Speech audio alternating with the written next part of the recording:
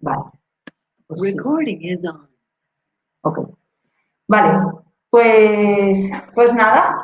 Bueno, en primer lugar, muchas gracias a todas por venir a esta tercera sesión de las jornadas de Mayo Social, porque salud es todo, que hemos organizado desde la Plataforma por la Defensa de la Sanidad Pública y contra su privatización de aquí de Sobrarbe.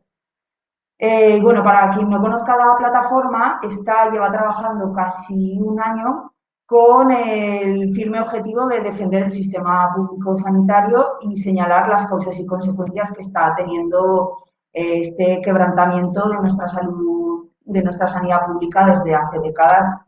Uno de los objetivos concretos es la exigencia a los diferentes gobiernos desde la Coordinadora Antiprivatización de la Sanidad, el CAS, a nivel estatal, se está exigiendo la derogación de las leyes que han permitido la entrada de entidades privadas en la gestión de nuestro sistema sanitario, que son la Ley 1597 y el artículo 90 de la Ley General de Sanidad.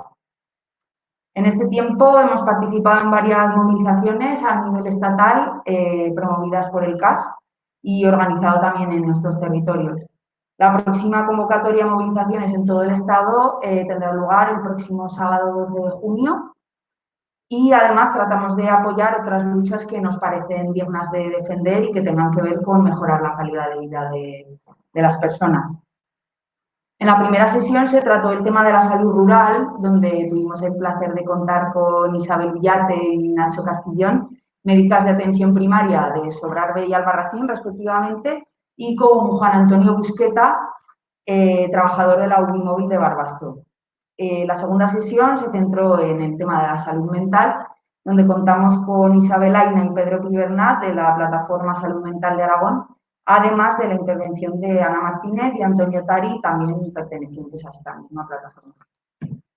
Y bueno, en esta tercera sesión vamos a abordar el tema de la precariedad laboral, que es un tema que nos toca diariamente a grandísima parte de la población y que por ello nos afecta directamente en nuestra calidad de vida y por lo tanto a nuestra salud. Y además, bueno, hemos querido enfocar este tema principalmente asociándolo a la cuestión de género. Entonces, por un lado, vamos a contar con la intervención de la Plataforma Morada, colectivo feminista recientemente nacido en nuestra comarca de Sobrarbe, que, bueno, harán una pequeña presentación y además nos van a dar datos a nivel estatal, autonómico y comarcal de desempleo y precariedad en las mujeres, sobre todo tras el impacto de la pandemia, así como testimonios de otras compañeras que han querido exponer sus casos concretos en diferentes ámbitos laborales. Y al otro lado de la pantalla tenemos a Josefina Luzuriaga Martínez, historiadora y periodista, presentando su último libro recientemente publicado, No somos esclavas, en el que hace un repaso histórico sobre huelgas de mujeres trabajadoras y bueno, pues eso tiene muy buena pinta, muy interesante. Y bueno, Josefina es originaria de Buenos Aires, aunque actualmente está afincada en Madrid desde hace muchos años. Y ella es coautora de Patriarcado y Capitalismo, Feminismo, Clase y Diversidad en 2019, autora de Revolucionarias en 2018 y coautora de 100 años de historia obrera en Argentina en 2017. Escribe frecuentemente en medios españoles y latinoamericanos como CTXT, Público, Izquierda Diario y otros sobre temas de feminismo, marxismo, migraciones y clase obrera. Además, forma parte de la Agrupación Internacional de Mujeres Pan y Rosas. Y bueno, pues nada, ya sin más dilación, os dejamos primero con la intervención de las compañeras de la Plataforma Morada y después Josefina hará la presentación de su libro y luego pues dejaremos un tiempo para preguntas, debate y eso, lo que pueda surgir.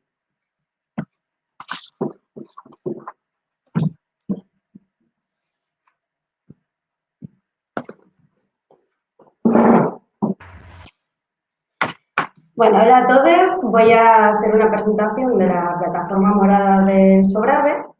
Y bueno, comentaros que la Plataforma Morada del Sobrarbe comienza a surgir como idea durante las semanas previas a este último 8 de marzo, mientras las mujeres nos estábamos organizando.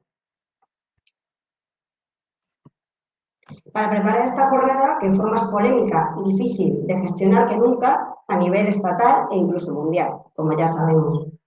Finalmente, poco antes de llegar el 8 de marzo, en una asamblea con los últimos preparativos, percibimos un sentimiento mutuo de necesidad de dar continuidad en el Sobrarbe a la lucha feminista y que ésta no se quedara en la expresión pública tan solo un día al año.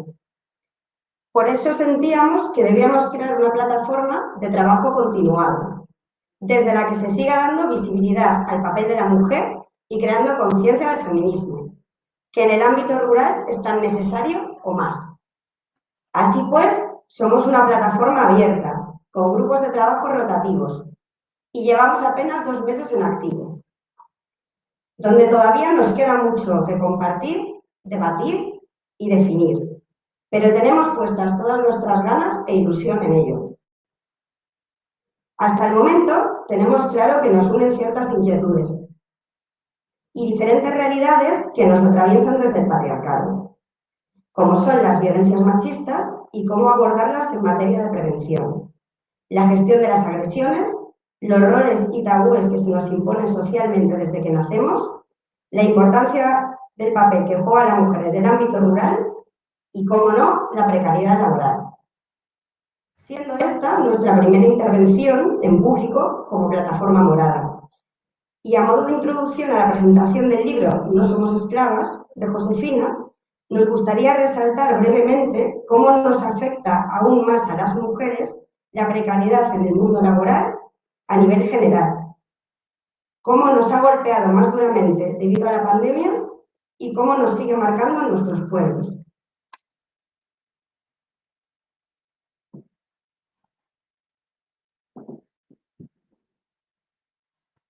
Ahora queremos contar algunos datos globales.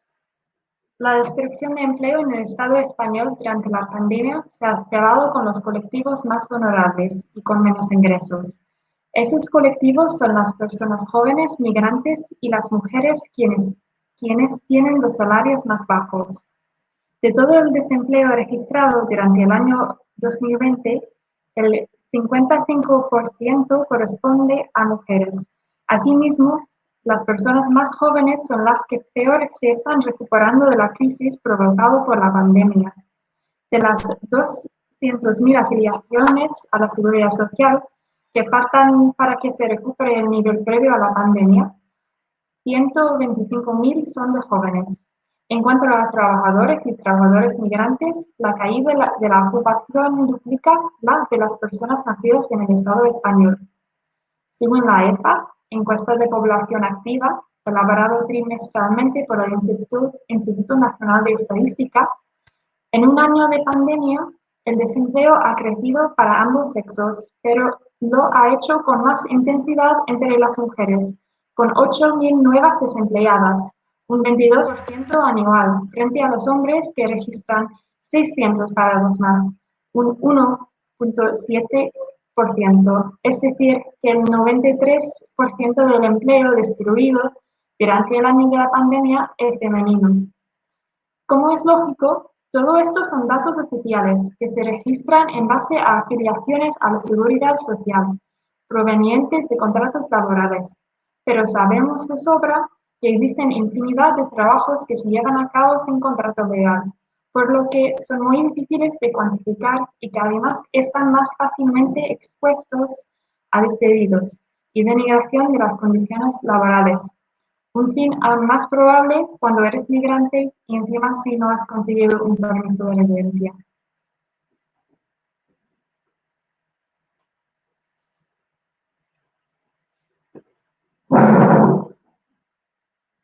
La comarca del Sobrarbe, en base a los datos de abril de 2021 del Instituto Aragonés de Estadística, registra 314 parados, 158 mujeres y 156 hombres. Según las estadísticas de permanencia en situación de desempleo, las mujeres nos encontramos mayor tiempo desempleadas, lo que indica mayores dificultades en el proceso de búsqueda de empleo. Las mujeres somos las más representadas en el colectivo de parados y paradas de larga duración. Un 31,5% de los hombres parados encuentra trabajo en menos de 3 meses, frente a un 24% de las mujeres. Respecto al grado de cualificación de desempleadas, Un tercio de las mujeres que busca empleo tiene estudios superiores, frente a una sexta parte del total de hombres que buscan empleo. El número de las personas contratadas por cuenta ajena en Sobrarbe es de 1.528, de las cuales 765 son mujeres. Datos que reflejan equilibrio entre trabajadores. Sin embargo, las mujeres representan menos de un tercio sobre el total de trabajadoras por cuenta propia. Puntualizando que el autoempleo es el motor de sustento económico en las zonas rurales y estrategia activamente promovida desde el Gobierno estatal y autonómico para generar empleo en las zonas rurales.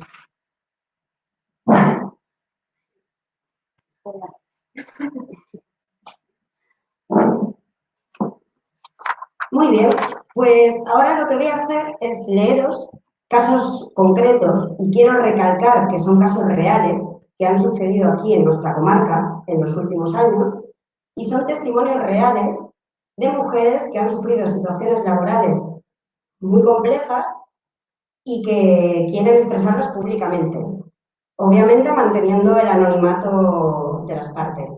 Entonces voy a empezar leyendo dos testimonios reales ocurridos aquí de dos compañeras que trabajan en la empresa pública Sarga, la Sociedad Aragonesa de Gestión Agroambiental, que muchas conoceréis. Bien. Sarga es la empresa contratada por el Gobierno de Aragón para la gestión de espacios naturales protegidos, incendios forestales, recogida de cadáveres en ganadería y otras actividades relacionadas con el medio natural. Una modalidad muy habitual de contrato es el de a tiempo parcial. Aunque al llamarte para enganchar, te hablen de media jornada o un 15% de la jornada, o un 11%. Será aplicado el artículo siguiente de Pacto de Horas Complementarias. Es decir, los trabajadores con contrato de trabajo temporal o indefinido a tiempo parcial deberán realizar horas complementarias que se retribuirán como ordinarias, siempre que hayan suscrito un pacto escrito con la empresa, ya sea en el contrato de trabajo o con posterioridad mediante un anexo al contrato. Una de las cláusulas que se firman en este pacto de horas complementarias indica que el empresario preavisará con un mínimo de 2 días de antelación, salvo imposibilidad en el que se podrá reducir el plazo un día. Es decir, en la práctica, estás de guardia, totalmente localizable y cobras como horas ordinarias. El anexo de horas complementarias no lo nombran al llamarte. Aparece para firmarlo una vez estás en el puesto de trabajo, aceptando la media jornada, quizá por conciliación. Te puedes encontrar haciendo jornada completa. Además, en una de las cláusulas adicionales del contrato se especifica que la trabajadora, por necesidades del servicio, acepta poder desplazarse al resto de los sectores de actividades, en este caso, de un espacio natural protegido. Significa, por ejemplo, que pueden llamarte para trabajar en Torna, aunque tu puesto sea, por ejemplo, Tella, con lo que conlleva en relación a logística, conciliación, etc. Si vivo cerca de Tella, el desplazamiento a Torna será de 1 hora y 20 minutos, 70 kilómetros. Se abonan el kilometraje y el tiempo de diferencia entre tu puesto y el que te desplaces. Pero hay personas que no solo nos movemos por el dinero, sino que apreciamos poder conciliar una vida privada con nuestro trabajo. Los puestos de trabajo suelen situarse cercano a zonas turísticas, lo que dificulta encontrar alquileres. Mudanza tras mudanza, en caso de llamamiento para suplir bajas médicas, no se comunica la duración, por lo que no sabes realmente nunca cuántos meses, semanas o días estarás contratada. Ni se merece la pena hacer mudanza. Hasta firmar como fija discontinua, el lugar de residencia se vuelve completamente inestable, a no ser que solo elijas plazas cerca de tu domicilio, lo que reduce la posibilidad de que te llamen. Legalmente, en 15 días tienes derecho a 3 libres, salteados o seguidos, pero no lo sabrás hasta la tarde anterior que no te han llamado y por lo tanto nunca sabes si realmente vas a librar. Esta temporada, tras 23 días trabajando, aún no me han entregado el uniforme para mi puesto. Hay compañeros que han tenido que acudir en calzado normal a puestos en los que es necesaria una bota de EPI y han alegado no poder trabajar con seguridad para que agilicen la entrega de las botas. Por otro lado, si entras a una plaza libre en vez de sustituir una baja, aunque trabajes en ese puesto los 24 meses necesarios para conseguir ser fija discontinua, puede haber alguna persona ya fija que pida cambio de puesto, que tiene preferencia sobre las que no somos fijas. Y si engancha la siguiente temporada en este puesto, tú has perdido esa antigüedad que tenías de 24 meses y vuelves a empezar otra vez la rueda. Con estas condiciones es extremadamente difícil conseguir un empleo estable y, por lo tanto, la vivienda, la conciliación o las posibilidades laborales fuera de temporada se vuelven igualmente inestables. Aún así, esta es la única empresa en Aragón que se ocupa de estos campos.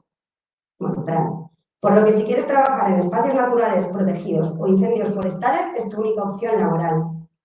Como solución, un sindicato consultado indica que se tendría que denunciar la situación a Inspección de Trabajo y a través de esto modificar el convenio. Es decir, que no hay una solución real en el momento presente, sino que está condicionada a una denuncia y un cambio en el convenio. Sería una posible solución para un futuro, aunque no asegurada. Bueno, esta es la experiencia de una de las compañeras, que bueno, es la experiencia general que tenemos todas las personas que trabajamos para Sarga. Bueno, aquí tenemos otra experiencia de acoso laboral vivida por una compañera en Sarga, en el sector forestal. Comenta: durante mi primera campaña con Sarga, solo trabajábamos 2 mujeres en la cuadrilla, con diferentes estatus. No solo en la cuadrilla, sino en toda la cadena de mando que teníamos por encima. Jefes de cuadrilla, capataces, técnicos, ingenieros, APNs, todos hombres. Casualmente, las 2 únicas mujeres presentes sufrimos un acoso laboral continuado y evidente por parte del mismo sujeto, con apoyo o inacción de algunos compañeros, no de todas. Oí muchas veces cómo llamaban a mi compañera zorra o malfollada y trataban de hacerle la vida imposible por todos los medios. También acosaron laboralmente a la anterior mujer y primera que estuvo en mi puesto antes que yo. Después de eso, me enteré de que ella había dejado su puesto porque no aguantó la presión psicológica a la que fue sometida. Durante meses sufrí un acoso laboral continuado. A algunos mal llamados compañeros no les gustaba mi origen urbano, ni mi género, ni mis ideas políticas, ni el hecho de que yo hubiese optado a un trabajo que ellos creen firmemente que debería ser para los del pueblo. Esto último me lo dijo mi propio jefe de cuadrilla. Sufrí muchas prácticas de acoso laboral de manual que no voy a extenderme en explicar hoy porque tenemos poco tiempo. Tras muchos intentos infructuosos por mi parte de probar distintas estrategias a la hora de trabajar o tratar con ellos, fui entrando en un estado de apatía en el trabajo. Cada vez sentía que lo hacía todo peor y llegué a echarme la culpa de la situación. Varias veces llegué a mi casa llorando y no soy una persona sensible. Por supuesto, no quería ir a trabajar y mucho menos jugarme la vida en los incendios con estos compañeros. Varias compañeras nos juntamos en una reunión con el Comité de Igualdad de la empresa. Ahí me di cuenta de que mi caso no era aislado. Muchas otras compañeras habían tenido problemas similares o peores. Les expliqué que no podía denunciarlo formalmente porque en los pueblos todo se sabe y todo el mundo se protege frente a los de fuera. En la empresa me dijeron que todo sería anónimo, pero a las 2 semanas ya lo sabían todos, no solo los de ese valle, sino todos los demás compañeros del Sobrarbe por boca de mi propio capataz, que no se molestó en llamarme para preguntarme, pero sí difundió informaciones falsas ante los otros compañeros. En otros puestos de Sarga y del Sobrarbe nunca he tenido problemas con nadie. A día de hoy, nosotras, las 3 mujeres nombradas en este caso, nos hemos sentido forzadas a cambiar de puesto.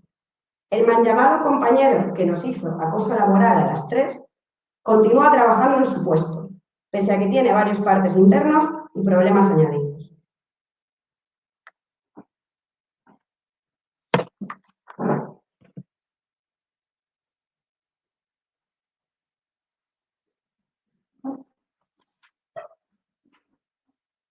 Ahora seguimos con un caso de una compañera, una experiencia de albañilería. La experiencia compartida ahora visualiza la problemática que tenemos las mujeres a la hora de encontrar trabajo en estas zonas rurales, dado que estamos bastante encasilladas en las especialidades, a las que nos podemos dedicar, según la sociedad de hoy en día y eso que estamos en el siglo XXI. Cada año hay una prueba para la selección de un taller de empleo en Greval, financiado por Fundación Scout Greval y subvencionado por el INEAEM. Te contrataban durante un año, aprendías un oficio y tenías derecho a cobrar el paro al terminar. La ilusión de toda joven parada que vive en esta zona. Se necesitaban 10 personas para aprender a cortar árboles y también se aprendería albañilería para seguir la reconstrucción del pueblo de Greval. Era un 70% trabajos forestales y un 40% de albañil. El día de la prueba, en la primera selección, quedaron 10 chicos y 10 chicas que pasaron los exámenes escritos. Solo faltaba la entrevista personal. A la compañera le ilusionaba pensando que habría energía femenina al fin, en un trabajo considerado masculino. Pero ¿cuál fue su sorpresa cuando se enteró que era la única mujer seleccionada por Greval y el INEAEM? Trabajarían 9 hombres y ella. Aún oigo comentarios del tipo: qué mala suerte, el chico al que no han cogido, le has quitado el puesto de trabajo. Como si las 9 mujeres que no fueran seleccionados no contaran. Qué casualidad que 9 mujeres no pasaron la entrevista y 9 hombres sí la pasaron. Nos contó que su entrevista no fue la misma que la que hicieron a los hombres. A ella le preguntaron si sabía usar motosierra. Al responder que sí, le preguntaron que para qué la usaba. Como necesitaba trabajar, se mordió los labios y en vez de contestar que para limarse las uñas, les dije la verdad, que tiene estufa de leña y se la hago yo. No solo eso, también le preguntaron si utilizaba desbrozadora y qué tipos de hilos llevan y para qué la usaba. Nuevamente, la pregunta del millón. Fue un examen oral que sus compañeros no tuvieron que pasar, ya que 5 de ellos contestaron que no sabían usar estas herramientas y no pasó nada. Efectivamente, son talleres para aprender a formarse en algo práctico. Nos van a enseñar, por lo que la experiencia no debería contar. O no tanto, pero claro, el pueblo de Greval hay que reconstruirlo y qué mejor contratar a hombres que tienen más fuerza, supone que es lo que pensaron, aunque no sepan y así ir más deprisa. Añadir que a los hombres que sí sabían usar motosierra no les preguntaran para qué la utilizaban. Claro, evidentemente no dudaron de su palabra.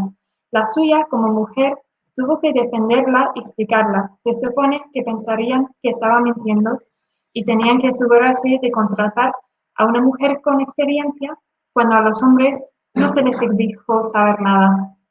Investigando en otra escuela taller para arreglar el tejado de la iglesia de Greval, solo contrataron de nuevo a una mujer. Después, en otro nuevo proyecto, han contratado a 2 mujeres.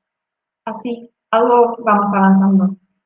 Y denunciar que, al contrario, también pasa.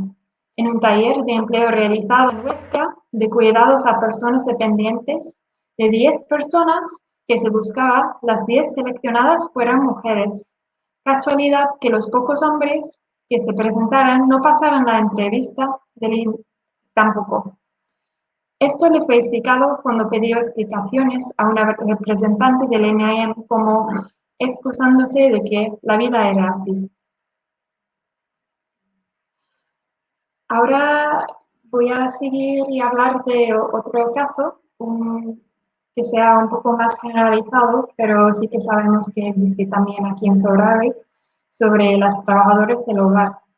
Las mujeres trabajadoras del hogar forman un colectivo especialmente afectado por la crisis del COVID, un trabajo en el que inserten mayoritariamente mujeres migradas. Del número de cotizantes en el régimen especial de empleo de hogar, en el mes de agosto de 2020, el 70% son mujeres extranjeras y el 20% son mujeres españolas. Según datos de la Seguridad Social, al ser migrante, en particular en situación administrativa irregular, tienen todavía menor capacidad de negociación para lograr unas condiciones de trabajo suficientes, un contrato legal y su alta en la Seguridad Social. En el régimen especial del empleo del hogar se impone una disponibilidad de 24 horas sin descanso. El despido es libre de facto y el empleador tiene derecho al desistimiento unilateral. El despido en el caso de las empleadas del hogar les vuelve extremadamente vulnerables debido a que este régimen no regula la prestación por desempleo. Los salarios de este sector encima son bajos. Además, a las empleadas del hogar que residen en la vivienda en la que trabajan, régimen de internas, muchas veces no tienen la posibilidad de demostrar su residencia municipal para obtener el empadronamiento, lo cual también las excluye a su vez de derechos fundamentales como el arraigo laboral o social o la tarjeta sanitaria. Esto reproduce en el caso de personas que no tienen autorización de residencia, pues quien no está empadronado no tiene acceso a los servicios sociales, lo que les conduce al círculo vicioso de la exclusión. La Ley de Medidas de Protección Integral contra la Violencia de Género ampara a las víctimas extranjeras, pero quienes no tienen residencia legal se arriesgan a ser expulsadas si su denuncia no prospera, por lo que muchos no se atreven a denunciar. Durante el confinamiento, los derechos de trabajadores del hogar han sido aún más vulnerados, según testimonios publicados en el documento político para no dejar a nadie atrás, fruto del trabajo de la Red de Mujeres Latinoamericanas y del Caribe. Durante la pandemia, muchas familias han prescindido de su trabajo. Si estaban internas, además se han quedado en la calle. La situación es dramática y la tasa de riesgo de pobreza en las personas extranjeras extracomunitarias se situó en 50 puntos en 2019. El indicador AROPE de riesgo de pobreza y exclusión social asciende a 54 puntos en la población extranjera no comunitaria, cuando para el conjunto de la población residente en España se sitúa en 24 puntos. Estamos seguras de que los próximos datos del INE presentarán un panorama aún peor. Muchas familias solo las quieren contratar también si han ya sido contagiados por el COVID y dan negativo a las pruebas, exigiéndoles que dichas pruebas sean abonadas por ellas mismas. Este criterio reduce la empleabilidad de quienes no han sido contagiados, aunque extreman las medidas de prevención. Por otro lado, observamos con preocupación que, por miedo al contagio, las familias están requiriendo trabajo interno en mayor proporción que antes, limitando los movimientos y salidas de las empleadas, lo que supone un retroceso en nuestra lucha contra el régimen de internas por ser caldo de explotación y abusos de diversa índole.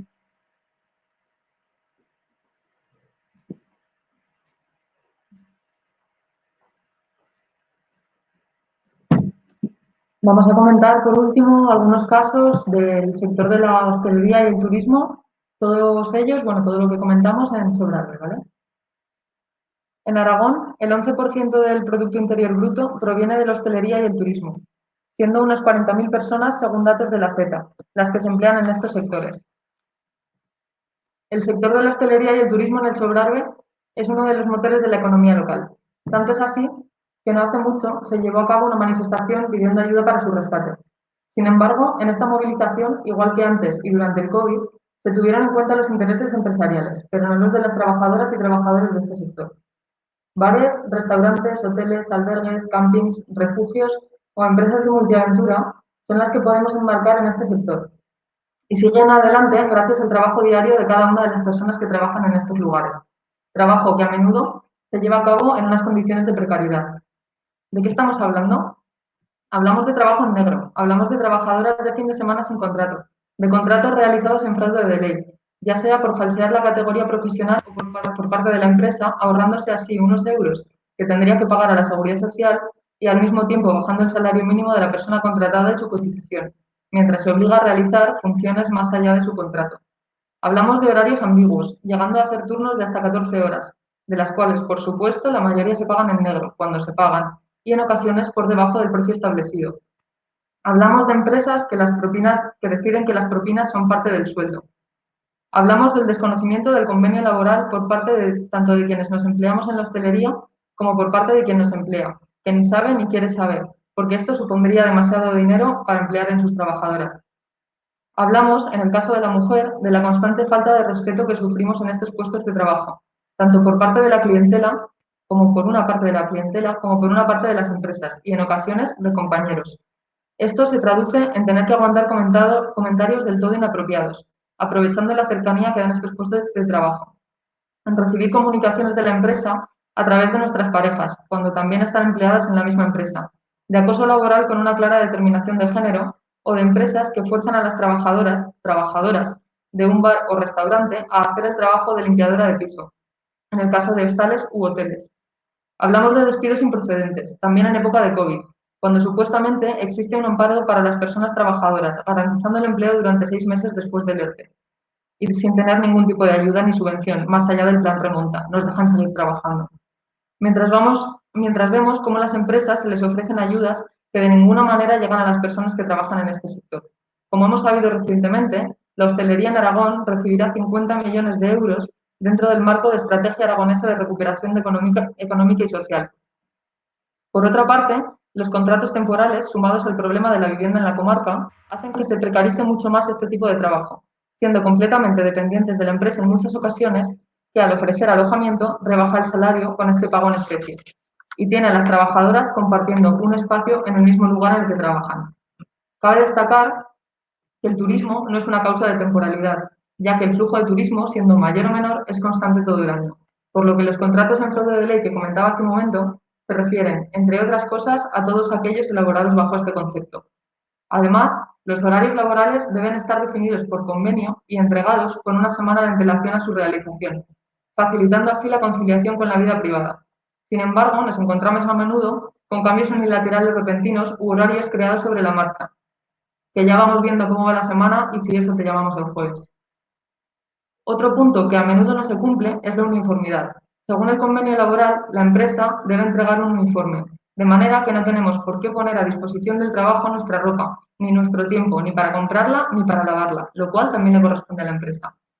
Por último, no nos podemos olvidar de nuestras compañeras encargadas de la limpieza de departamentos, casas rurales, hoteles u hostales, que son en la mayor parte de los casos mujeres migrantes, con problemas con el idioma y en muchas ocasiones sin papeles, que se ven obligadas a aceptar condiciones laborales de migrantes para poder salir adelante y que no tienen la opción de denunciar su situación laboral, bien porque no tienen la situación legal para hacerlo, bien porque a menudo tienen miedo a perder su empleo. Muchas de estas mujeres, en su gran mayoría de origen rumano y marroquí, viven en pequeños espacios gestionados por la propia empresa o la persona que les contrata, generando una gran dependencia. Solo en AINSA se han establecido personas de hasta 36 nacionalidades diferentes y un 28% de la población es extranjera. Los 257 ciudadanos rumanos son un 11,4% de la comunidad. Hay otros 108 empadronados procedentes de distintos países europeos y 130 que llegan del resto del mundo. Por lo que os podéis imaginar la cantidad de gente que se emplea dentro del marco de la ilegalidad. Únicamente pedimos el cumplimiento estricto de los convenios laborales aplicados a la hostelería y el turismo en todos sus ámbitos, la responsabilidad por parte de las empresas frente a sus trabajadoras y trabajadores, el respeto de los tiempos mínimos de descanso y de las condiciones acordadas según la categoría laboral firmada en el contrato. Por otra parte, animamos a todas las personas pertenecientes a este sector a informarse sobre sus derechos laborales, a unirse a nuestra asamblea y a reclamar su dignidad laboral, tan a menudo pisoteada en este sector en pos del desarrollo y la sostenibilidad del turismo y en detrimento de la propia vida.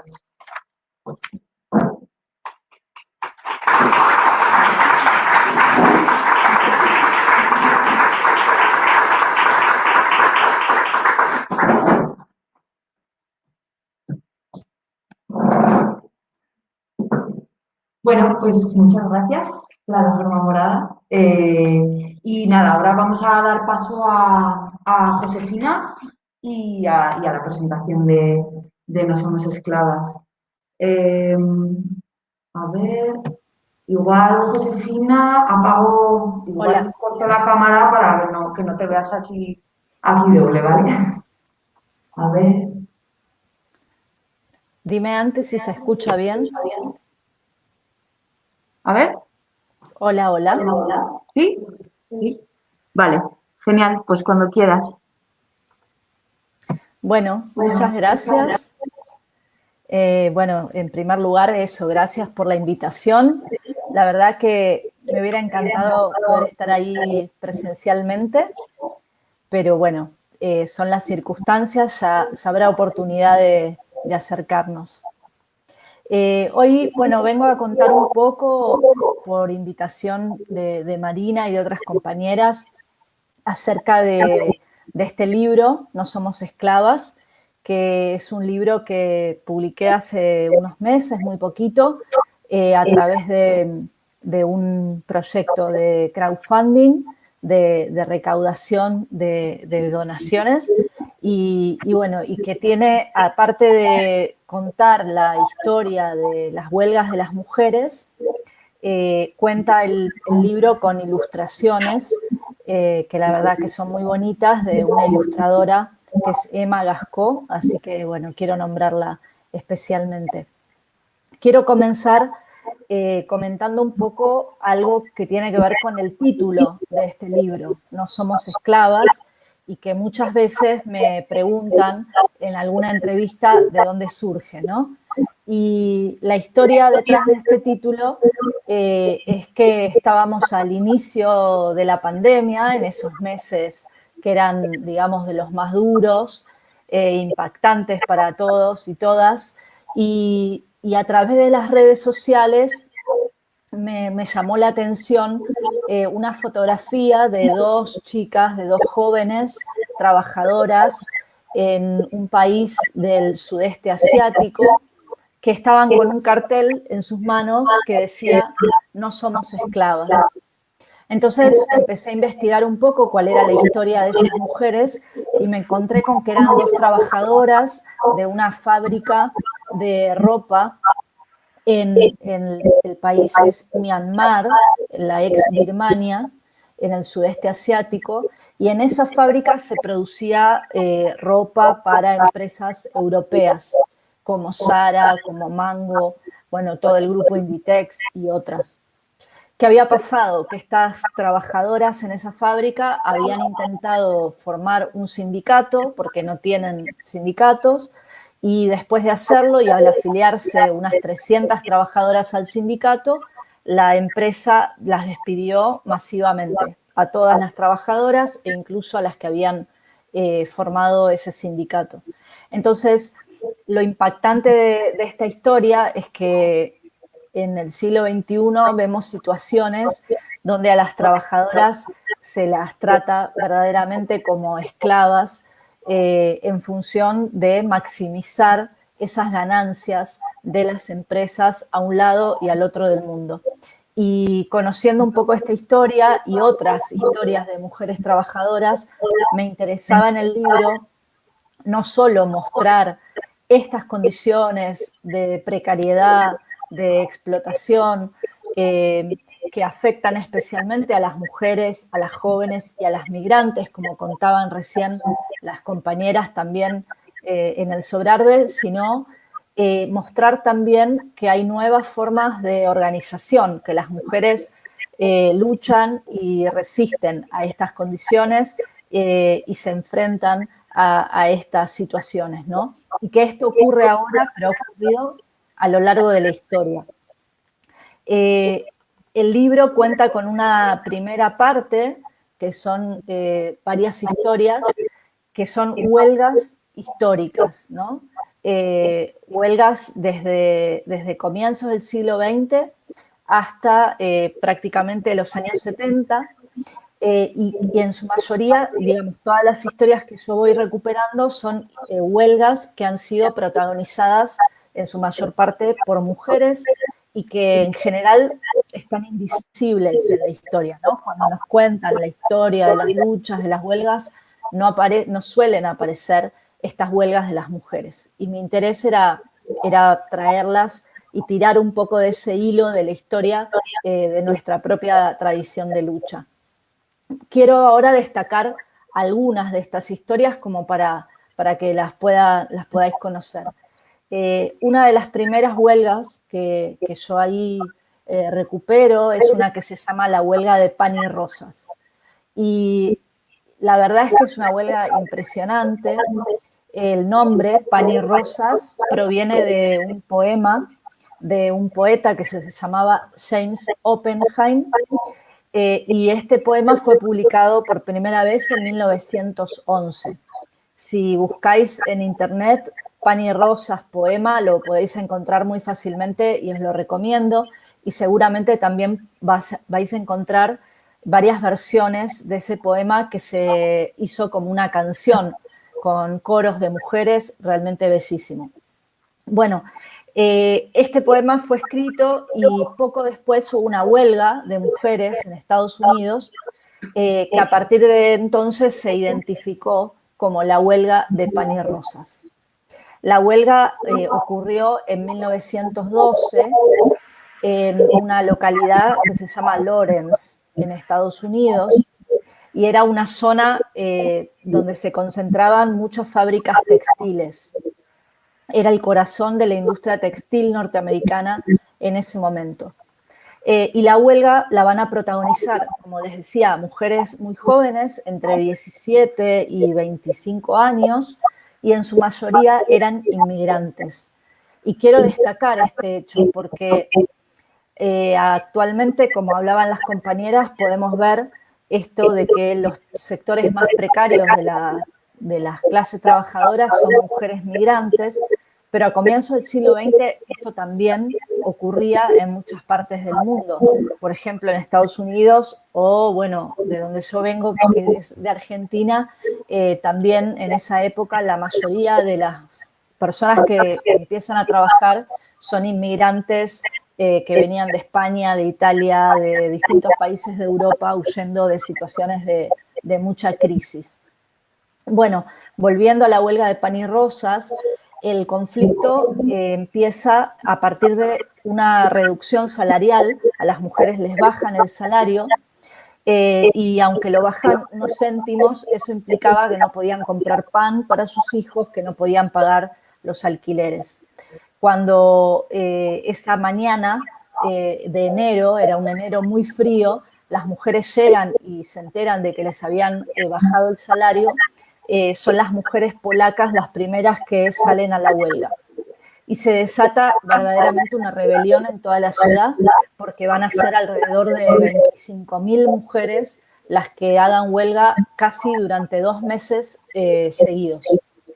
Las trabajadoras van a organizar un comité de huelga y aquí cuando hablaba una de las compañeras y decía la cantidad de nacionalidades que hay en una localidad, me acordé de esta huelga porque ellas lo que hacen es organizar un comité de huelga en el cual cada vez que se hablaba o se hacía un discurso, esto se traducía simultáneamente a varias decenas de idiomas, ¿sí?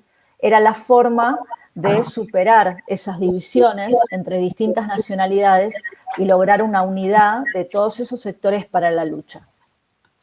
La huelga fue rápidamente respondida con represión policial y entonces las mujeres, como no las dejaban estar en la puerta de las fábricas haciendo piquetes, lo que hacen son lo que llaman piquetes móviles. Y entonces todos los días se podía ver a miles de mujeres tomadas de los brazos de un lado al otro de la ciudad.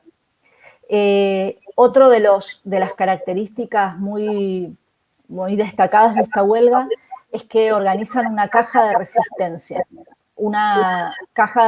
en la que colaboran trabajadoras y trabajadores de todo el país, de Estados Unidos, enviando dinero y colaborando para que esa huelga se pudiera sostener. También organizan comedores comunitarios, es decir, que en el local de un sindicato o de una asociación se montaban esas cocinas populares para que las huelguistas pudieran ir a alimentarse durante el día, alimentar a su familia y a sus hijos. Pero como la mayoría de las huelguistas eran mujeres, tenían que lidiar justamente con ese otro trabajo que hacen las mujeres cuando no están en el trabajo asalariado, que es el trabajo en la casa, es el cuidado de los chicos, es la comida, el lavado, etc. Entonces, las mujeres se encontraban con este problema, que es que para garantizar la huelga tenían que pasar muchas horas fuera de casa, no solo las habituales, sino muchas más. Y entonces, ¿quién cuidaba a los hijos? Bueno, esto lo solucionaron las huelguistas de una forma increíble, que fue por medio de la solidaridad. desde otras ciudades, desde Nueva York, desde otras ciudades de Estados Unidos, se empezaron a ofrecer familias para cuidar a los niños mientras durara la huelga. Y entonces, cuando ya habían pasado algunas semanas de huelga, las huelguistas organizaron un tren donde subieron a todos los hijos, la mayor parte de los niños pequeños de las huelguistas, y los enviaron acompañados por algunas de ellas hasta algunas ciudades cercanas donde otras familias trabajadoras se ofrecían a cuidarlos mientras durara la huelga. Esto se conoció como el éxodo de los niños y se imaginarán que tuvo un impacto enorme, salió en todos los medios. Se cuenta que cuando estos chicos llegaron a Nueva York, niños de 6, de 8, de 10 años, fueron miles de personas a recibirlos a la estación y fue una muestra de solidaridad de la clase trabajadora con esas mujeres realmente enorme. El tema es que el gobierno de la ciudad y los empresarios no querían permitir que esta huelga cosechara tanta solidaridad, que siguiera adelante, y entonces mandaron a la policía, no se les ocurrió otra cosa que mandar la policía a la estación de trenes a reprimir a las mujeres cuando estaban despidiendo a sus hijos. La represión fue muy, muy fuerte. Hay imágenes que se pueden ver de fotografías de la época, y en el libro No somos esclavas, Emma Gascola, ilustradora, hace un dibujo de esa escena, ¿no? De las mujeres defendiendo a sus hijos frente a la represión policial. Bueno, esto generó un escándalo realmente de mucho impacto y terminó en realidad haciendo que la solidaridad fuera más grande todavía y que el gobierno se viera obligado a intervenir y a presionar para que los empresarios volvieran a pagar esa diferencia. Es decir, que la huelga de las mujeres terminó triunfando producto no solo de su voluntad, de su firmeza, sino también de la solidaridad que recibieron de otros sectores. Esta es una de las primeras huelgas que está en el libro, la huelga de pan y rosas, pero después hay otras que, bueno, a mí me gustó muchísimo además conocer e investigar para escribir para este libro. Una de esas huelgas es la huelga de las inquilinas, la huelga de los alquileres. Y esta se produjo en Buenos Aires, donde yo nací, en 1907. Y una de las protagonistas de esta huelga era una mujer galega, española, Juana Rouco Buela, que había migrado a Buenos Aires, Argentina, siendo muy pequeña con su familia, justamente para conseguir trabajo. ¿Qué pasó a principios del siglo XX? Bueno, como pasa ahora, ¿no? Los alquileres subían mucho más rápido de lo que subían los salarios y las familias se encontraban con que las querían desalojar de sus casas. Frente a eso, lo que se organizó fue una huelga de alquileres que planteaba que hasta que no bajaran los alquileres no se iban a pagar. Y para garantizar eso, las mujeres fueron las que se organizaron otra vez también con sus hijos y se conoció como la huelga de las escobas, porque las mujeres cogían la escoba y cuando venía la gente, digamos, del desahucio, lo echaban con las escobas en la mano.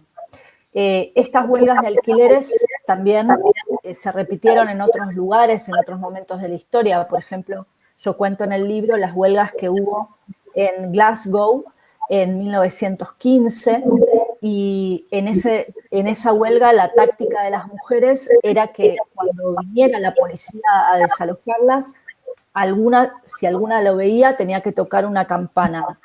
Y en el momento en que sonara la campana, todas las mujeres salían a la calle desde sus casas con lo que tuvieran, con trapos, con cosas, y resistían, digamos, de forma unificada. También hubo huelgas de alquileres en Barcelona o en otras ciudades españolas en la década del 30, que seguramente, bueno, tal vez vosotras conocéis más de cerca. Esto me llevaba a pensar sobre la relación que hay entre las mujeres y la defensa de la vivienda, ¿no? Algo tan elemental como defender el derecho a tener un lugar donde vivir, el derecho a tener un techo, a tener una vivienda digna. Y la realidad es que la sociedad patriarcal, capitalista, lo que hizo hace mucho tiempo ya fue separar el espacio público, por un lado, en el que estaban los hombres sobre todo, y el espacio privado de los hogares donde iban a estar las mujeres, se suponía, ¿no? Como si ese fuera nuestro espacio natural. Bueno, ¿qué pasa? Que cuando el propio sistema ataca ese espacio privado de las familias, son las mujeres las primeras que salen a la calle a defenderlo, porque están defendiendo a su familia, a sus hijos, están defendiendo tener ese lugar para vivir. Entonces, a lo largo de la historia, si miráis en distintas luchas que ha habido por la cuestión de la vivienda, como lo vemos actualmente, como lo vimos en la última crisis, ¿no? Con las plataformas contra los desahucios, las que están ahí al frente, en general, son las mujeres. Bueno, en el libro recorro otras huelgas, por ejemplo, las que se conocen como las huelgas del hambre, contra el hambre, ¿no? En 1918 en Barcelona o en Málaga o en Alicante. Estas son huelgas revueltas, verdaderas revueltas de mujeres en contra del aumento de los precios de los alimentos. Otra vez nos encontramos con las mujeres defendiendo algo básico, algo elemental, que es el derecho al pan, el derecho a alimentar a su familia, ¿no? Y frente al aumento de los precios, a la inflación, las mujeres lo que van a hacer es empezar a generar verdaderas concentraciones, manifestaciones o hasta motines populares frente a los mercados o frente a los locales donde se vendía el carbón, exigiendo que bajaran los precios. Esto se da en el contexto de la Primera Guerra Mundial, donde los empresarios, digamos, exportaban para la guerra muchos bienes básicos como alimentos y eso había llevado a un aumento de los precios. Y las mujeres van a hacer estas manifestaciones para lograr que bajen los precios. Otra de las huelgas que recorro en esta parte histórica es las huelgas que yo ahí cuento que dieron inicio a una revolución, ¿no? Y hablo de la Revolución Rusa, que hay veces que, bueno, esto no se conoce tanto, pero esa Revolución Rusa comenzó con una huelga de las mujeres y comenzó un 8 de marzo, es decir, el Día Internacional de las Mujeres. Las trabajadoras también de las fábricas textiles en Rusia decidieron que no solo iban a manifestarse, sino que iban a salir a la huelga. Y cuando empezaron a salir a la huelga contra un régimen que era el de los zares, el zarismo, empezaron a recorrer las fábricas vecinas convocando a sus compañeros para que se sumaran también a la huelga, ¿no? Y dicen que las mujeres fueron muy convincentes porque tiraron palos y piedras a las ventanas y llamaban a los trabajadores a que se sumaran.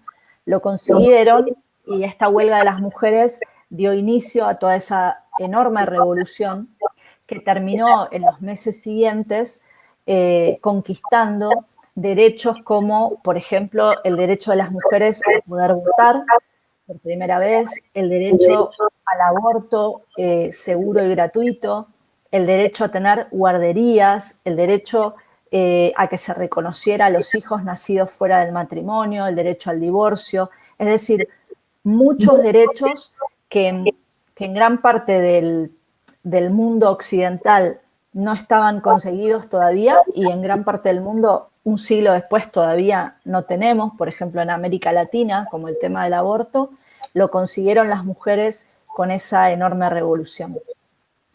En el libro, en esta parte hago un pequeño salto en la historia y voy a tratar algunas huelgas de mujeres en los años 60 y en los años 70. Y ahí fundamentalmente son dos que, bueno, me llamaron mucho la atención. Una es la huelga de las mujeres en la fábrica Ford en Dagenham en el año 1968. Sobre esta huelga hay una película que os recomiendo, si no la visteis, que es muy, muy linda, En España esta película se estrenó con el nombre Pago Justo. Y si miráis por internet, la podés ver en YouTube. Así que esta noche tenéis ya película para ver. La huelga de las mujeres en esta fábrica es muy interesante porque allí era una fábrica enorme, cerca de Londres. Allí trabajaban, imagínense, 55.000 personas en un complejo fabril, ¿no? Un lugar impresionante, enorme. De esas 55.000, solamente unas 500 eran mujeres, una pequeña parte. Pero esas 500 mujeres hacían un trabajo que era esencial para que todo el circuito de la producción funcionara. Ellas eran las que cosían las fundas de los coches, ¿sí? La tela para la funda del asiento de los coches. Estas mujeres se empiezan a rebelar porque se dan cuenta que cuando les llegaba la nómina, ellas cobraban mucho menos que lo que cobraban sus compañeros por el mismo tipo de trabajo. O sea, los que manejaban máquinas parecidas a ellas cobraban un 20%, un 30% más que las mujeres. Y esto, como sabéis, sigue ocurriendo a veces en la actualidad, pero en aquel momento pasaba mucho más. ¿Por qué? Porque el trabajo de las mujeres se consideraba, y en algunos lugares se sigue considerando, como si fuera algo extra, algo complementario al salario de los varones. En Inglaterra esto se llamaba, tenía un nombre que era pin money, como dinero extra. Es como el dinero que el marido le daba a la mujer para que se comprara algo, era como un extra para la casa. Y esto era, digamos, la forma de justificar que el salario de las mujeres podía ser menor al salario de los hombres. Bueno, estas mujeres decidieron no aguantar más eso, salieron a la huelga. Digamos, los jefes, los gerentes, primero se burlaron de ellas porque dijeron que no iban a lograr nada, que eran una pequeña minoría en la fábrica, pero como todas sabéis, a nadie le gusta comprar un coche que no tenga asientos. Entonces el trabajo de las mujeres era necesario y si ellas no trabajaban, no había asientos y por lo tanto los coches no podían ser vendidos. Después de mantenerse firmes durante un tiempo, ellas lograron la equiparación salarial, no de forma inmediata, pero posteriormente se votó una ley para establecer la equiparación del salario entre hombres y mujeres. Aún así, cuando se cumplieron 50 años de esta huelga, hay entrevistas a aquellas trabajadoras que dicen que aún al día de hoy hay que seguir peleando contra la brecha salarial, ¿no?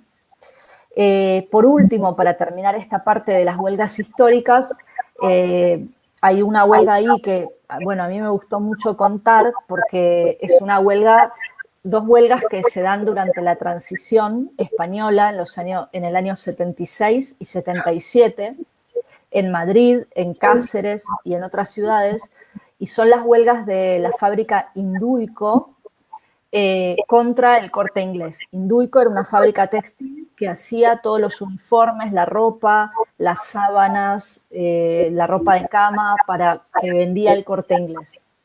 Y en esas fábricas también trabajaban muchas mujeres muy jóvenes y también ellas tenían un salario más bajo que el de sus compañeros y tenían condiciones laborales, digamos, peores. También enfrentaban situaciones de acoso laboral, como el que contaban las compañeras hace unos minutos, por parte de compañeros varones y sobre todo por parte de jefes que trataban a estas jóvenes que tal vez tenían 18 años, 20 años, bueno, de forma terriblemente machista y brutal y autoritaria. Y entonces ellas empezaron una huelga. En el libro yo pude entrevistar para el libro a una mujer que se llama Asunción Torres, que vive en Cáceres, y que ella empezó a trabajar en una de las fábricas de Induico justamente cuando tenía 17 años. Así que me pudo contar de primera mano cómo fue esa huelga, cómo fueron esas huelgas que realmente son muy impresionantes y les recomiendo conocer. Pero bueno, todo este recorrido para mí no tenía el objetivo de ser solo un recuerdo del pasado, que es importante, ¿no? Yo además soy historiadora, así que la recuperación de esas historias me gusta mucho, pero creo que no es suficiente, no es solo para recordar algo que pasó lejos, como explicaban todas las compañeras de las situaciones de precariedad laboral de las mujeres se siguen viviendo en la actualidad con mucha intensidad. Entonces la idea era relacionar esas huelgas del pasado con historias del presente. Por eso toda la segunda parte del libro está dedicada a huelgas de mujeres en la actualidad, huelgas de mujeres en el medio de esta pandemia brutal que nos ha tocado vivir en todo el mundo. Una verdadera catástrofe, ¿no?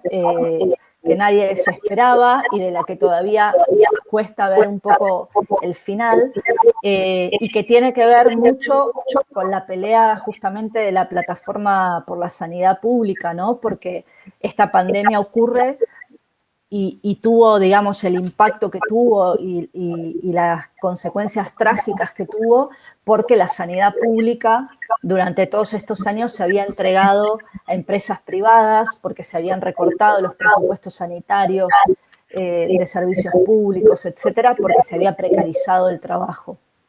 Porque estos gobiernos además no pueden ni siquiera garantizar vacunas en tiempo y forma para todos, y seguimos viendo como en gran parte del mundo, del sur global, como se dice, hay países donde todavía ni siquiera se empezó a vacunar o se vacunó un porcentaje muy pequeño de la población. En el medio de esta pandemia, como les decía, las compañeras contaron muy bien que las mujeres, las personas jóvenes y las personas migrantes fueron las más afectadas por la crisis, por el aumento de la precariedad y por el empeoramiento de las condiciones laborales durante la pandemia. Pero como les decía, en el libro no se trata solo de mostrar esa precariedad, sino también la lucha contra esa precariedad. En el libro, por ejemplo, cuento la historia, y esto fue en base a testimonios directos, evidentemente, con entrevistas de las compañeras que son limpiadoras en el Hospital Gregorio Marañón, aquí en Madrid. Estas compañeras que estuvieron ahí en la primera línea de la lucha, se encontraron a mitad de la pandemia con que quería el gobierno de Madrid privatizar el servicio de la limpieza. Ellas se organizaron, empezaron una serie de manifestaciones, de huelgas, etcétera, y lograron frenar el proceso de privatización. Están alertas porque saben que esto en cualquier momento puede volver, pero por ahora lograron frenarlo y fue realmente un éxito. También en el libro, bueno, cuento un poco la historia del surgimiento de nuevas organizaciones sindicales de las trabajadoras del hogar. Una de las compañeras contaba recién que son un sector terriblemente precario, que no tiene derecho al paro, que puede ser despedido en condiciones, digamos, casi sin ninguna explicación, sin cobrar el finiquito ni nada, porque están en negro.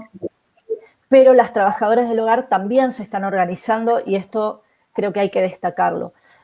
Surgieron múltiples organizaciones y asociaciones de trabajadoras del hogar que están luchando contra lo que ellas definen como una esclavitud moderna, ¿no? Y de nuevo, ese grito de no somos esclavas, que lo podemos ver en las jóvenes de una fábrica textil en el sudeste asiático, también lo encontramos en esas trabajadoras migrantes que están aquí como internas y que son tratadas verdaderamente como esclavas, ¿no?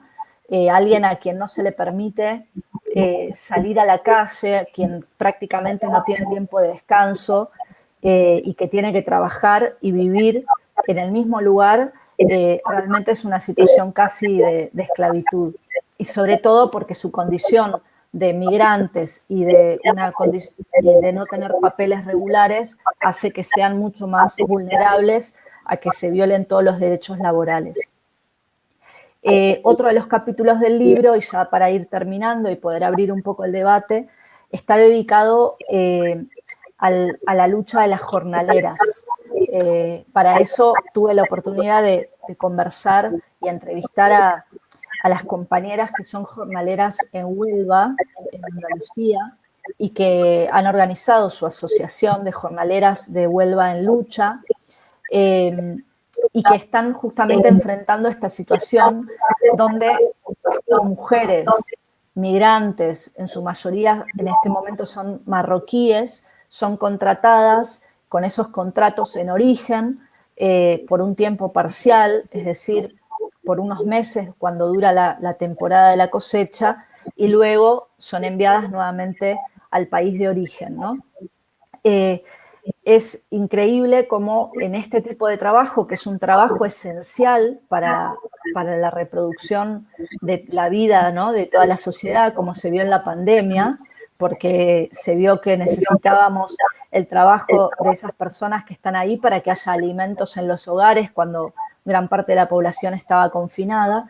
Son uno de los trabajos más precarios y son trabajos donde se combina justamente el racismo, el patriarcado y la explotación laboral, ¿no?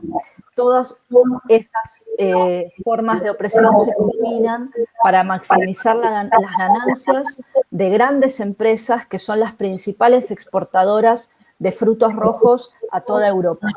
Los frutos que se consumen en los supermercados de Alemania, del Reino Unido, de Francia, se cosechan en los campos de Andalucía por estas trabajadoras que son algunas nativas y otras que son migrantes. Y bueno, ya para terminar, en el libro, bueno, tomo un poco la historia de estas chicas que empezaban con ese cartel diciendo no somos esclavas, en lo que se conoce como la industria maquiladora, es decir, el traslado de empresas a distintas partes del mundo para aprovechar una mano de obra con bajos salarios y con escasos derechos laborales.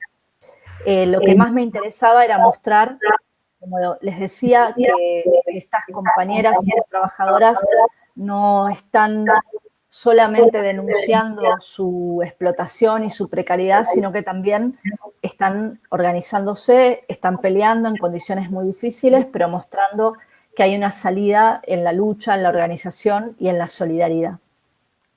Y bueno, solo para terminar, como hablábamos de capitalismo, de racismo, de las migraciones y de la precariedad, no podía sino hacer alguna referencia a lo que están las imágenes brutales que estamos viendo en estos últimos días, que llegan desde Ceuta, con miles de personas, de jóvenes y de niños que están intentando de forma desesperada superar esas fronteras de Europa para tener algún tipo de futuro, porque digamos, están escapando de situaciones de hambre, de precariedad, de miseria, que están generadas no solo por su propio gobierno y la dictadura, el régimen dictatorial de Marruecos, sino también por el papel que juegan las empresas españolas en esos países, arrebatando recursos naturales,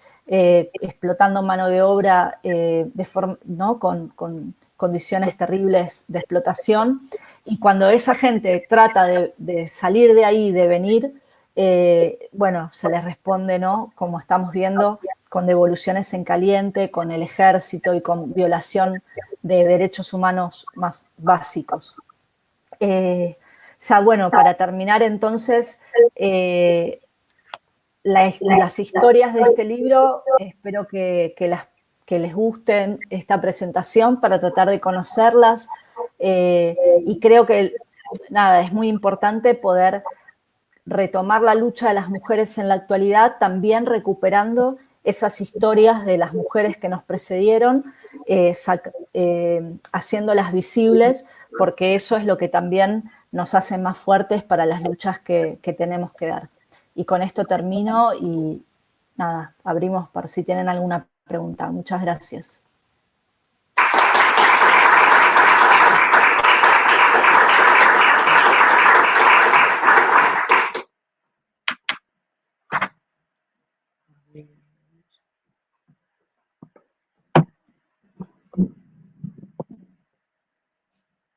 Vale, bueno, muchas gracias Josefina, ha sido muy guay, súper interesante, vamos, si ya tenía ganas de leer el libro antes, pues ahora mucho más. Muy bien, bueno, pues eso, que muchísimas gracias, Josefina, y a las compañeras de la Plataforma Morada por las intervenciones. Y bueno, y ahora si os parece, pues damos paso a turno de debate, preguntas.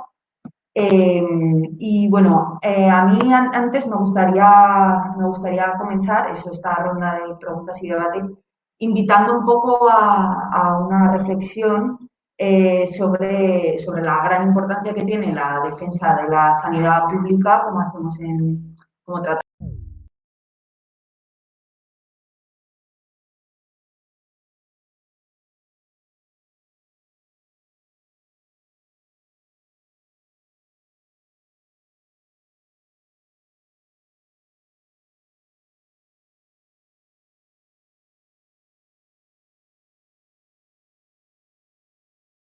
Genérico atraviesa diferentes problemáticas sociales como, bueno, pues eso, como el sistema patriarcal, el racismo, la precariedad laboral, la desigualdad de oportunidades de acceso a la educación y, bueno, y un largo etcétera, que son problemas tradicionalmente propios de la clase trabajadora.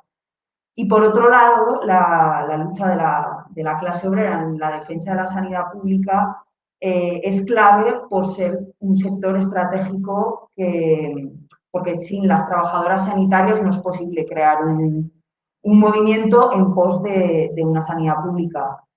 Ya hemos visto recientemente, el otro día cuando nos comentaba Juan Antonio Busqueta, con la huelga del transporte sanitario, que nos contaba, bueno, la merma de derechos y de condiciones laborales y precarización, en gran parte por ser un servicio que ha sido externalizado, que está gestionado por una empresa privada.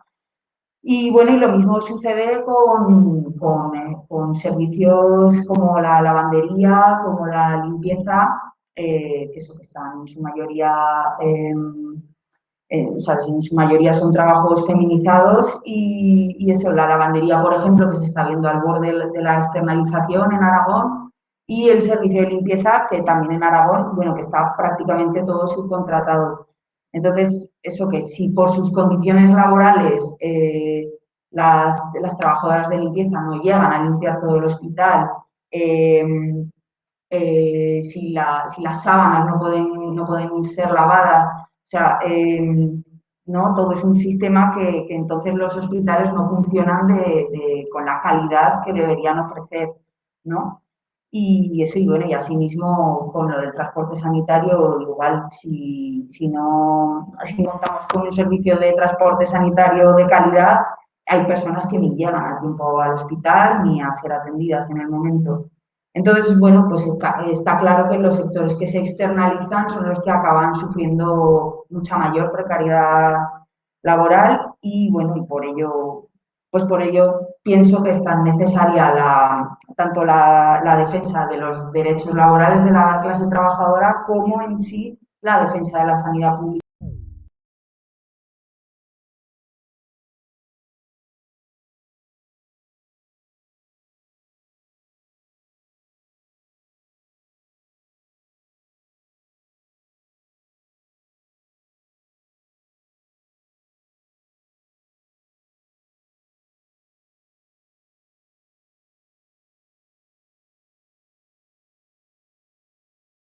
Conseguir, ¿no? Derechos que se han perdido o que te quieren quitar o todo, ¿no? Entonces, bueno, pues nada, que simplemente quería lanzar esta reflexión y bueno, no sé si queréis comentar alguna cosa o si alguien quiere preguntar algo.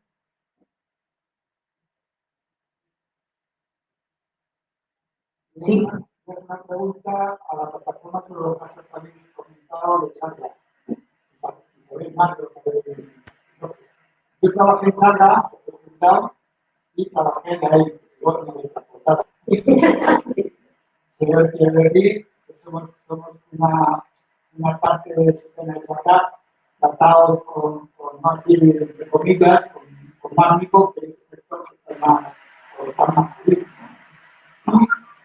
¿Qué ha hecho la persona con las mujeres esas que también han tomado para denunciar los sindicatos, la empresa?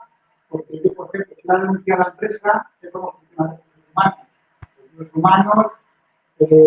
Llama al trabajador, después llama al asesor, pero después llama a la familia.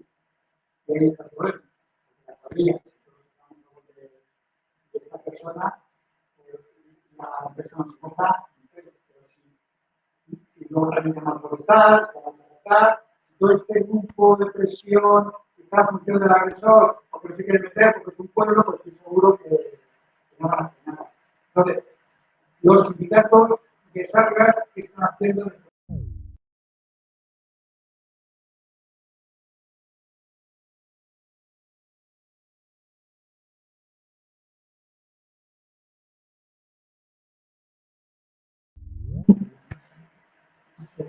Vale.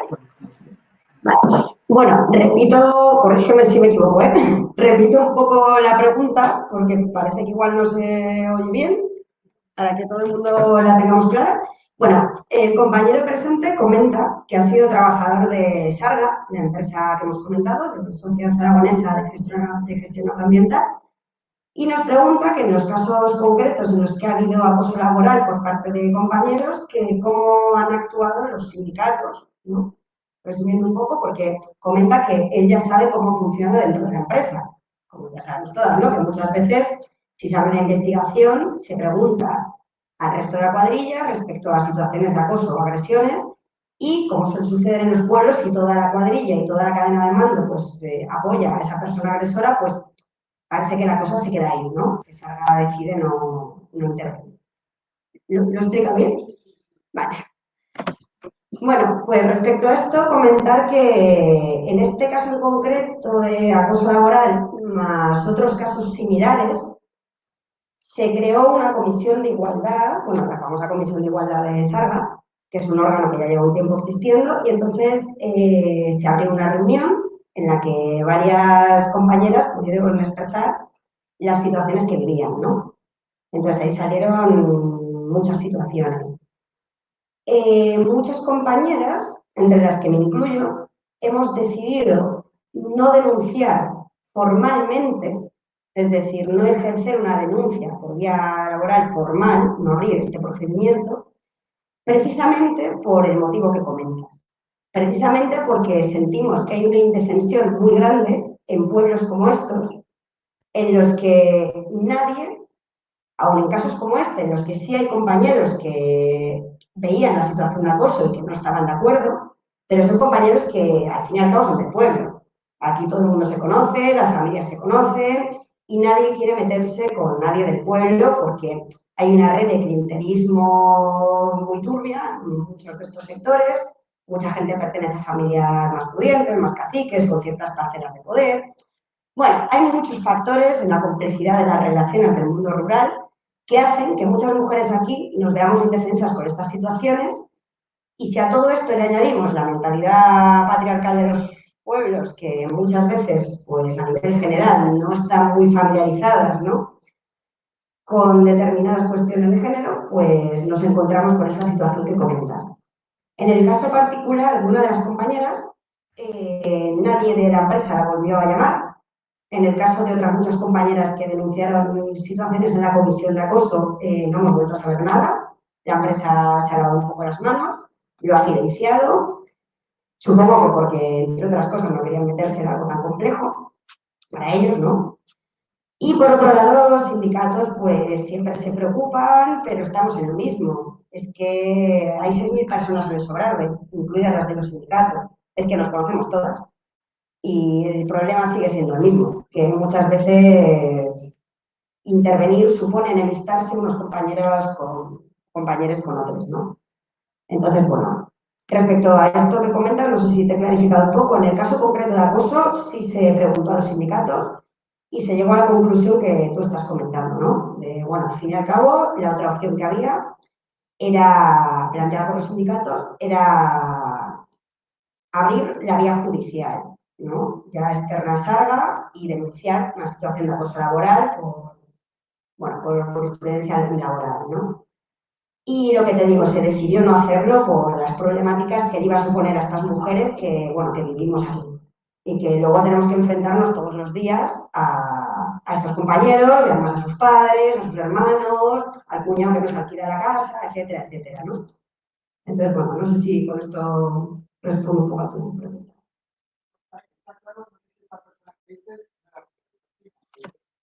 Claro que no. Ninguna de las personas que han hablado aquí de Sarga son fijas discontinuas. Eso genera otra indefensión mayor. Además, las dos primer contrato, ¿vale? Con Sarga, con lo cual la indefensión es aún mayor, porque acabas de entrar a la empresa, todavía no eres fija, todavía no te conocen, etcétera.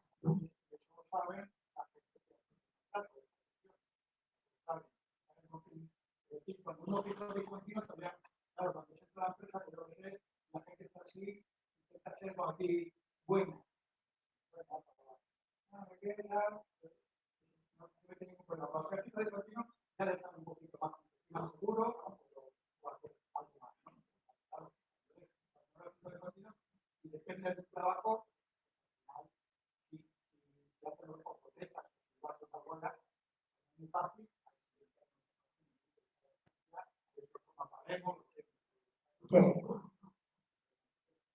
Correcto, ese es el motivo también principal por el que, por ejemplo, uno de los casos que ocurrió hace ya unos 3-4 años no se denunció por vía formal por esta situación que comentas, porque la compañera pues no era fija discontinua, era primer contrato en Sarga y encima, pues claro, la sensación de tener en contra a una cadena de mando que son todos hombres, aragoneses y de pueblo, con todas las implicaciones que esto tiene a nivel práctico a la hora de intentar defender cualquier tipo de lucha, unido a esta sensación que tenemos de ser las de fuera, de ser mujeres en trabajos tradicionalmente masculinizados al 100%, es otro valor, otro problema añadido, y además ser catalogadas o crucificadas como hippies, que es la categoría sociológica que nos han puesto en el Sobrarbe, bueno, y en muchos otros lugares. Entonces, todo ello hace que estas situaciones sean bastante habituales. Y si a eso le añadimos que somos las hippies extranjeras que venimos a quitarles el trabajo a los de aquí, porque no sé si sabéis que en su día, en los espacios naturales protegidos, se les ofreció, a cambio de la pérdida, bueno, por así decirlo, ¿no? Expresado burdamente, a cambio de la pérdida de aprovechamientos tradicionales, se ofrecieron los trabajos a las personas nacidas aquí y oriundas de estos pueblos. Esto ha cambiado con el tiempo. Ahora existe un baremo, ahora se tienen en cuenta las formaciones, bueno, en teoría, etcétera, etcétera. Entonces, esta situación ha cambiado y ha generado también una presión muy grande, porque en el Sobrarbe hay muy poco trabajo, mucha precariedad, muy pocos trabajos fijos, y eso que salga, bueno, en fin, que es de lo mejorcito que hay, ya da pena decirlo, pero bueno, es que es así, ¿no? Entonces, esto también genera que muchas personas vean a las de fuera como una amenaza, porque venimos a quitarles el trabajo a los de aquí, ¿no? Entonces, todos estos factores son los que acaban derivando en estas situaciones.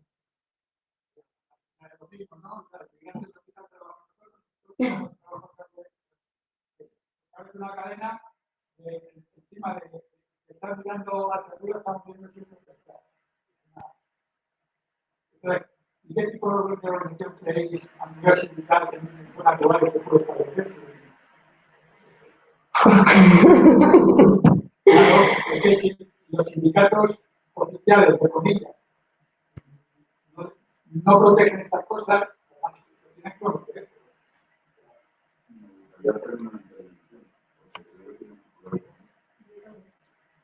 Perfecto. Dando por esto, como dices, que toda la comarca,